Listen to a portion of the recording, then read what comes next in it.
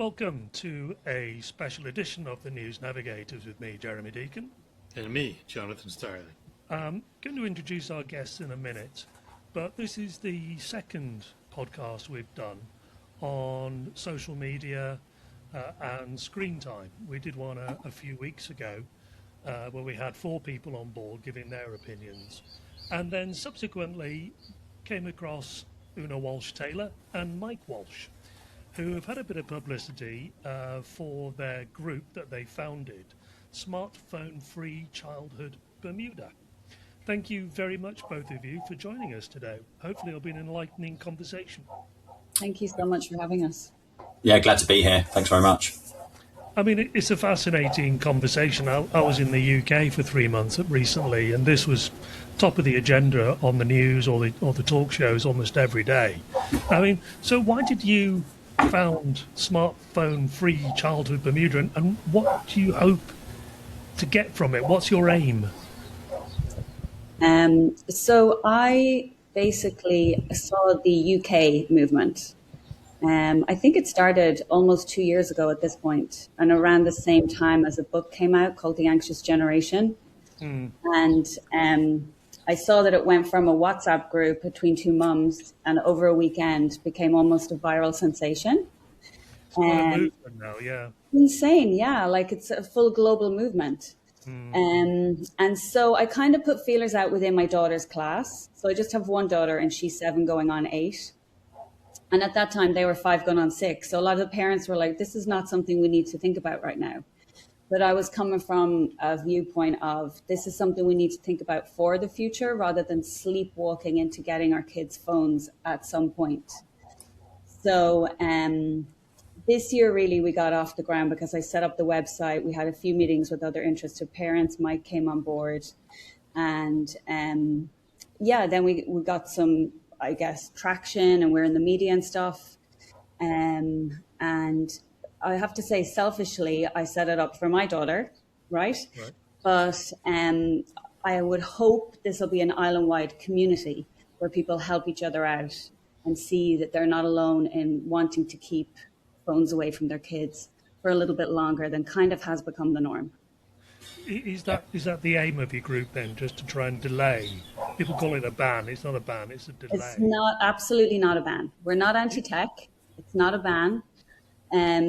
It's the mission basically is to delay smartphones until at least age 14 and social media until 16. And it's a shared symbolic parent pact. So parents go on our website, they sign a pact. It's not legally binding. They can pull out at any point. They can change their mind. So it's more of a community kind of grassroots type thing among parents. And I think just to add to that, then, so like Una, I'm a father. Well, I'm a parent. We're not related, by the way. Our surnames are similar, but that's just a coincidence. So I'm the father of a 10-year-old son and a 8-year-old daughter. And I became interested in this after reading that book that Una mentioned by Jonathan Haidt, who's an American social psychologist. And the book goes into a lot of data in terms of the impact that smartphones and social media have on children in a number of ways, which I think we'll touch upon in a moment. And it really opened my mind in terms of what I need to be thinking about as a parent. And so when I heard what Una was doing with this group, I wanted to get involved. And I think really just to add to what Una said, the group's been established to address a real concern that many parents have, and which is supported by data. And that's that smartphones and social media are having negative impacts on children. And the 3 things I'll just call out right off the bat, and then we can go into more detail later, is firstly academic performance. So studies have shown that concentration, memory, and various other things, sleep as well, which is important for academic performance, are all being impacted by smartphones and social media. The second one is mental health. Rates of anxiety, depression, self-harm and suicide have all gone up significantly since 2010. And I know that's been covered in some of your other podcasts with the likes of Dan Kavanagh and Sandy De Silva. That's right. And the third one then is exposure to harmful content. There's some pretty shocking data out there in terms of what children, teenagers in particular, have been exposed to through their smartphones and social media. And it's not the sort of thing that I think any parent would want their children seeing. So when you think about all of these things, and then the opportunity cost as well, which is that the time that children are spending on smartphones and social media is time that they're not spending with their friends, playing outdoors, reading. That opportunity cost is real as well. So we add that all together, there's quite a significant impact on children. My children are grown up, they're 23 and 20, and I'm very glad that they pretty much missed the smartphone, social media side of thing. But what we found was smartphones in particular was almost the children's currency. That's what they valued, that's how they communicated with each other. And we caved because of that reason more than anything else. And just to play devil's advocate, there's part of me that thinks that denying children smartphones and social media, or at least limiting screen time, actually takes them away from their friends. And it has a significant impact that way as well. Yeah, so I think that's definitely been the case in the past. And I think what we know now wasn't known sort of 15 years ago when smartphones were first introduced, and it's taken some time for the data to come through. But I think if what Una and the group are trying to achieve is successful, then that currency piece will start to fall away for younger children, at least, because that social pressure won't be there. Because if enough families have signed up to the pledge and agreed to delay, not completely ban, but delay giving their children smartphones, and they won't have their friends saying to them, well, why are you the odd one out not having one here? And actually, whilst it might seem on the face of it that by not giving them a smartphone, we're depriving them of something, actually, what we would say is we're actually giving them something. We're giving them that time and space to learn and grow, free from the algorithmic content, the addictive content that's out there, the chance to spend more time with their friends in person and develop real world relationships and real world skills that help them transition into adulthood. Yeah. So it's interesting. I remember probably just 10 years ago when smartphones were really, I first got my first smartphone in 2008, but they really kind of took off about 10 years ago and for kids. And I remember at the time, some of the teachers and education proponents were saying we need to embrace the cell phones, smartphones in our education system. And now we've kind of come full circle. Obviously we didn't have the full data at the time. But yeah, I just thought that was interesting. I think all technology is neutral in a sense. It's how it's used.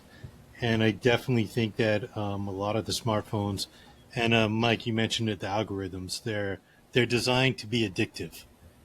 And I see when I kind of took my phone away from my 3-year-old niece, who automatically knows how to operate a phone, blows my mind. She's downloading games. I'm like, what? And I take it away, and it's like an addict with withdrawal having a full tantrum. Well, we had a court case, didn't we, in America, where the jury found that the Facebook algorithm, the notifications, everything were addictive. Yeah. And it's going to cost them a lot of money. There was another case in, was it in Mexico? I can't remember now, or southern US as well, where I think they were fined something like 300 million. And I think it is a statement of fact now that they're addictive. Yeah. Our kids are, sorry. Go on, sorry, Una. Sorry, no, our kids are up against teams of engineers and psychologists in Silicon Valley who are making these things as addictive as possible for adults. But now the kids are getting phones, so for kids as well, right? It's a tricky one, isn't it? I mean, part of me, my wife used to go away on business, and I'll be quite honest, when I was a single dad with 2 young kids, I was pretty grateful for a bit of screen time. I'm not going to lie. They let me do the cooking and the washing and getting them to bed. You can't really blame parents if they do that, can you? 100%. We're not judging anyone. We're not, here to sow division amongst people. We understand everyone has their own, their own balance that they're trying to create. Some people have 2 households, 1 child moving between them. Maybe they have a court order device. Some people are working shift work, couple of jobs. The kids are going home, letting themselves in, and they're going on their devices. There's absolutely no judgment. And our kind of thing is, the more of us who sign the pledge, the less it becomes the norm that all the kids have the smartphone or the social media. And so it's kind of bringing down the peer pressure amongst the kids themselves. And those of us that are signing up are kind of communicating with our kids about why we're doing this. You know, it's not just, no, you're not allowed this, full stop, it's my rule. We're kind of letting them know this is not good for your brain. Your brain's still developing. He's got the tech bros have their engineers out to get you. I mean, I don't make it that, baddie against goodies or whatever with my child, but I do try and let her know, despite her just being 7, that this is not good for her. And I think, sorry, go ahead, Una. She's 7. She's 7 going on 8. How does she react? Oh, sorry. She has seen me do a lot of work on this. She's seen me set up the website. And so for now, she's fully on board. We have Jonathan Haidt, who wrote The Anxious Generation, actually brought out another book with Catherine Price. And it's for kids called The Amazing Generation. And there's some graphic novel parts to it. And it's why you don't need a phone and what you're missing out on when you don't have a phone. And so she reads that now and again. She'll pick it up and look at it. For now, she's on board. But like I say, she's going on 8. When she's 12, 13, 14, it's going to be a very different conversation. I think as well, it's worth keeping in mind that Steve Jobs famously said that he wouldn't allow an iPad in his home, let alone his kids to have one. So, he clearly understood the negative impact these devices that he had helped create could have on children. I mean, it's interesting. I mean, I'm aging myself here. We're all probably roughly the same age, I think. I think I'm a little bit older than everybody here, frankly. I was being diplomatic. Thank you very much, Jonathan. But I mean, I didn't grow up with cell phones. I mean, to me, my free time was reading books or going outside, running around the neighborhood and fishing. Yeah. But, the current generation, it's a whole different lifestyle now. Yeah. And I think it affects them socially, doesn't it, as well? Yeah. These things are very one way. So there's very little interaction. So, it must affect your vocabulary skills, your speaking skills, your social skills. It must do. There's an American former teacher who's now a psychologist who I saw talk very recently on YouTube, ironically, but I saw him talk very recently, and he was presenting to a government committee in the US, and he was saying that the data that they gather in the US, that they've been gathering since 1962 on academic performance, is showing that on many measures, whether it's literacy, numeracy, abstract thinking, the current generation that's coming through is the first generation in modern times that is scoring lower than the previous generation. And he goes on to say that the use of technology in schools extensively is being shown to have a negative impact. Social media is being shown to have a negative impact. And apparently, according to what he was saying, you can look at data by states and you can see at what point did they increase a lot more use of technology in their schools. It's at that point that the data starts to deteriorate. So to your point, Jeremy, absolutely, it is having an impact on their capabilities. I think where I always start thinking is, there's always a moral panic when there's a new technology. I mean, back in the 80s and 90s, I know the concern was video games and television, and that was rotting the brains of youth. And I think there's good evidence that it does do that. I certainly grew up on a lot of TV and video games, and look at me now. But I just there's a comedy skit set in the medieval era when books come out, and people are like, oh, these young kids reading books, they're not living life and working in the field. And I just sometimes wonder, to what degree is it a moral panic and how much of it is a real concern? I mean, the technology is useful, especially for people with different needs, physically disabled people in particular who cannot otherwise socially connect. Mm-hmm. But yeah, it is also this other issue. There's a class issue. It used to be when only the rich could afford video games and TV, but now it's only the rich can afford to go out to do extracurricular activities and have a cycle or something. Yeah. And it's also a case of now the rich have the privilege of saying, no, you can't have a phone because I have time to bring you places or to watch you. I'm not off at another job. So it's a very nuanced subject. Yeah. What kind of level of support has your group got so far? How many parents have signed up to the pledge so far? So far, 326 families have signed the pledge. And then support-wise, we've got support within the mental health community. Sandy De Silva, who I know you're familiar with, is very much on board. And then we've met with Minister Urbane and we've met with Minister Ferbert.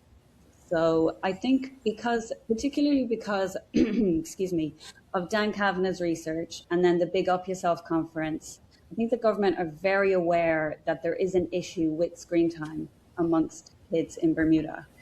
And so they're supportive of parents doing something about it, for a start.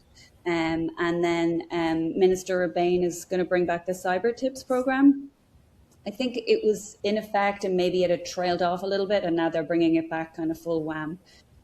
So there'll be education for parents and kids in schools as well as to how to have healthy online habits.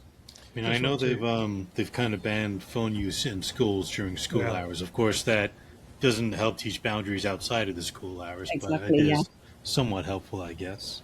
Yeah, I think so. Just want to remind our audience that Dan Kavanagh did a very extensive research into mental health among young people, which had some pretty shocking results. And quick plug here, we did do a series with him, and all 4 episodes are available on the website www.thenewsnads.com. I think sorry, Jeremy, I was just going to say one more Please. thing.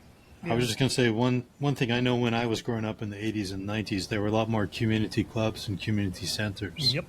They were like homework clubs. You would go after school before your parents finished work and you did your homework type thing. And those just don't exist anymore. I mean, there used to be an arcade. I mean, I could think there is an arcade now up in Frog and Onion and Dockyard, but it's not the same. There's not that many free public spaces apart from maybe the library. Yeah. I'm not sure. So Jonathan Haidt writes in his book that a lot of it is parents became very protective of their kids. And so kids nowadays are not as independent as we were. Like you spoke to how you were out riding your bike. Most kids are down at National Stadium with their helmet on and their parent following them, right? Not as many people. Sure, I do see kids out and about on bikes, but certainly not like it was in our day. Like, I hate to be that person, but, parenting has changed a lot. You know what? How much is that due to the content on things like social media, I wonder? Because everything's so much more immediate now, isn't it? And you get so much misinformation and no fact-checking, and suddenly you can create fear in the community. I think that's definitely contributed, but the slide was already underway in the early 90s, at least in parts of the world. And again, Jonathan Haidt talks about that in his book, the fact that there was a lot more adverts on TV and quite extreme articles in newspapers about stranger danger and the risk of children getting abducted. And then there was this change that started then. But I think social media has definitely amplified that through these negative stories. Yeah, when I was in the UK, somebody attacked a paediatrician thinking they were a paedophile. Oh, God. One interesting thing I find is, growing up in Bermuda in the 80s and the 90s, we only had like 2, maybe 3 TV channels. Everyone watched the same shows. We had a common thing we could talk about. We all kind of read the same books. We all went to the ACT show. Now I talk to, different people, and they're totally watching totally different things. Netflix is all personalized to them. We don't have any really common things to talk about as much as we used to. And that goes to what you guys were just talking about, the echo chambers that the algorithms can create. Yeah. Which are very harmful, and the content that you get fed as well. Well, what was that Manosphere thing that it was a Netflix show? All through. Louis Was Theroux. that it? Yeah. Right. Yeah. Where that kid, the father was like, "Oh, I thought he was fine up in his room." Oh, that was adolescence. Yeah. Adolescence, right? Yeah, that scene will stay with me forever because it resonated. Just so the audience knows, it was right at the end. A spoiler alert if you haven't seen it. I'm sorry. Where the kid was pleaded guilty to murder, and his father just thought he was safe in his room on his computer. But that's where it all started. That's where he got the abuse, and that's how the whole murder came around. And that resonated with me so much because, excuse me, My son, was sitting upstairs in his bedroom, as far as I know, is playing Football Manager. And he was, genuinely, but I might not have known. Yeah, Yeah. it really resonated with me. But the It really whole does. manosphere thing is really scary. I mean, I know a lot of women teachers who are being kind of verbally assaulted using this kind of Andrew Tate manosphere things that they're learning on social media. It's really, really disturbing. There's worse things than that. When I was in the UK, it's a great program where I think it was called the 786 Club or something like that, where young men, would target women, young girls they could see who were vulnerable. And they'd befriend them, and before long they were blackmailing them. And it led to suicides. It was absolutely awful. All this was through social media. And the thing is, as children see more of this content, it just becomes normalized to them. They become desensitized to it. So some of the data that Una and I came across as we were preparing for presentations recently as part of the group was pretty shocking. I alluded to it earlier. So some studies that have been undertaken in the UK, if you look at 11 to 13-year-olds, over half of them have watched hardcore pornography on their devices. So not just regular pornography, hardcore pornography. But pornography. Violent pornography. And then if you look at 15-year-olds, again, in the UK, in this particular study, 3/4 of them had been sent a video of a beheading. Now, I don't know if you've ever seen a video of a beheading, but when I was about 20, someone thought it'd be fun to send that to me. I didn't know what it was, and it was horrific. So I couldn't stop thinking about it for days. So knowing that's how I felt at 20, I can only imagine how a 15-year-old feels seeing that sort of content.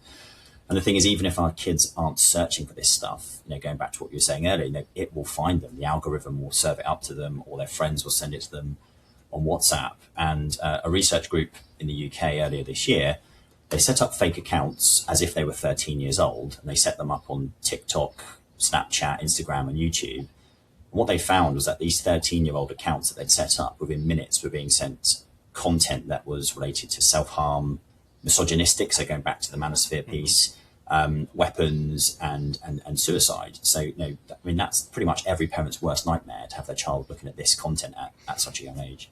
Yeah. It comes we down, need to work a lot on of it consent. comes down to responsibility, but whose responsibility is it?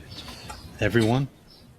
Well, I think that's right. I mean, you think of that phrase, "It takes a village to raise a child." I think it's a lot of people have a role to play here. But Una, sorry, you were going to say something? Yeah. No, I literally was about to say the same thing. I think it has to be a community effort. Like we said, parents are stressed and they're having a hard time parenting as it is. However, I feel like they need to have communication with their children, and we need to educate our kids on how to approach social media when they get there.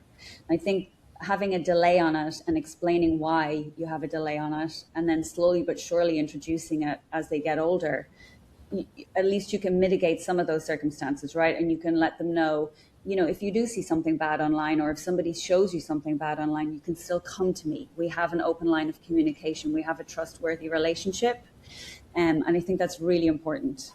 And then I guess if cyber tips are out in the schools, they're going to teach the kids, where their parents just don't have the capacity to do it, or the knowledge potentially. And then I think we need to educate the parents as well. What has your feedback been from teenagers? Honestly, I haven't spoken to many of them yet. Sure. I would love to. I actually, I spoke to Dan Kavanagh recently, and he said if the Youth Advisory Board are on board, then he would be on board. So I'm eager to chat to them. But, he comes from a place of the teenagers and the mental health of the young people. And I mean, I'm definitely aligned with that. So, yeah.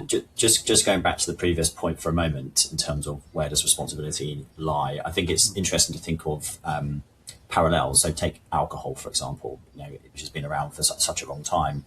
We've got parents hopefully educating their children on the dangers of it at a young age. We've got society looking out for children going to bars, etc. And we have government putting laws in place. So I think that's a good analogy for how, if something is dangerous for a developing brain, like a child has, then all of those different parts of the community need to be working together to look out for those children. I think on those points, though, there was a lot of publicity generated by governments around the world to advertise the dangers associated with drinking and also, of course, smoking.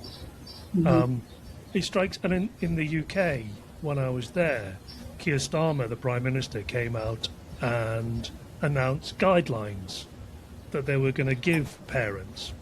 And it strikes me that in this case, this is where governments can play a bigger role. Some people were saying about the guidelines, so what? Didn't matter. Other people made a very good point, though, that a parent can say, it's not our fault, this is what the government says.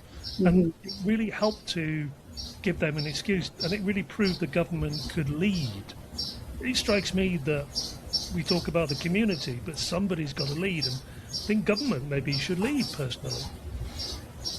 Well, I'm not criticising government, but I think there's an opportunity there to lead. And in many countries around the world, they're starting to do that now. I know just yesterday in the UK, the minister was talking about the fact that when a certain consultation period finishes in late May, there will be action taken for under 16s. Right. They haven't confirmed what that action will be yet. And obviously there's been Australia, and there's a list of over 20 countries that I could find online that are in the process of taking action. Turkey, Spain, many others. And you know, as Una mentioned, we have spoken with Minister Ferbert and Minister Rebane, who actually reached out to us, which was great. And I know it's very much something that Minister Ferbert's been raising in her conversations as well, talking about some data from earlier in the year, recognising that screen time usage in Bermuda is very high. So I'm with you, Jeremy. I think government does have a role to play, and hopefully it's a matter of time for the government in Bermuda. But like I say, it gives the parents an excuse. Absolutely. They're not the big bad parents, the big bad government's making them do it, and they get away with it that way. Yeah. I certainly think we need more regulation from international states levels. I don't think Bermuda regulating social media is going to have much effect on Facebook or X or anything, but I know the EU is pushing a lot of these things. There was that court case you just mentioned. Of course, the Americans are threatening, was it the UK trade deal for digital sales tax they're threatening? Yeah. So we're limited in what we can do, but I think it is moving in the right direction. And I think just having conversations like this and raising awareness helps. As I think, Una, you mentioned, it's very nuanced. You know, there are class issues. There's different issues going on. I can't blame a single mother working 3 jobs, No. you know, without a social support network to look after her and assist. I totally understand using the screen. I get it. Yeah, for sure. Yeah. I totally sympathise. It's, you know, I don't think you could cope otherwise. And then I think, like you say about guidelines versus ban, at least if they're governmental guidelines, like you say, it's a fallback for parents to say, this is what the government are saying we should do. Whereas with a ban, then you have kids that potentially need support online, and potentially online is the only place they'll find it. Yes. So, like I say, it's nuanced, right? Yeah. Very nuanced, yeah. It's really difficult to find the balance. But I think that's where our group can come into play, whereby parents are banding together to say, we're not letting you have these devices yet. We're going to talk to you why, we're going to let you know why, and then we can introduce it at a later date. And I think what's something I've been thinking about is actually how difficult it is to role model the right behaviour with phones. So, for example, when we were children, we would see our parents reading the mail, we'd see our parents reading the newspaper, we'd see our parents reading a book, potentially. Now, all of that happens on your phone. You read emails, you read the news on a website, you read a book on a Kindle app. So actually, children will just see us staring at a screen, not necessarily knowing what we're doing. And actually, perhaps a large part of what we're doing is quite productive, as opposed to just doom scrolling or watching videos or on an infinite reel. So that's something, again, I think we probably have to just talk to our children about what exactly are we doing on our phones, so they don't just assume that we're doing something that they think is really fun. So where do you go from here? Smartphone-free childhood Bermuda, where do you go from here? So we're just trying to get more families to sign up. Our main aim is just to get as many as we can. We have a chat coming up with a PTA at the end of the month, and we've done some presentations previously at BHS, not specifically for BHS, just for the community, just so happened that we held them there. And we're happy to chat to people whenever, wherever, and just get the word out. The website, by the way, is www.sfcbermuda.com, and people can find the info there. There's a WhatsApp group as well. And As you know, sorry, John, I was just saying, as you know, word of mouth is so important in Bermuda. So right now we're just trying to get out there as much as possible and actually just share the research, because I think a lot of people probably aren't aware of the research, and it's becoming more well understood now. But as I said, until I read this book in the last couple of years, I wasn't completely aware, and was potentially just sleepwalking into just following what everyone else did. And I think it's important to just let everyone know, what data is now available that wasn't available 10 years ago.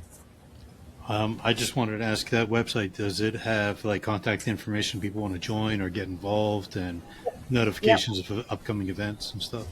Yeah, it does. It's just me taking care of it. So far, luckily, it hasn't been insanely busy, but I do have a group of parents that are very helpful as well and very supportive. But yeah, events that are coming up will be on there. There's an email on there to get in touch with us. And then there's a QR code for the WhatsApp group on there as well. Awesome. Thank you. Yeah. Well, I think that was very enlightening. I hope our audience found it fascinating. I don't think this is the last time we're going to have this conversation. Might not be in this format with these people, but I'm sure this conversation is going to go on and on and on and on. And it's going to be interesting to see who or what action is taken.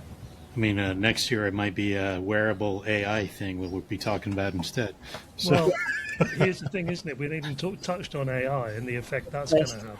Yeah, we start our presentations by saying we're not touching AI or ed tech right now, just because let's just get on top of the phones first. Yeah. But yeah, it's just all snowballing on top of us, right?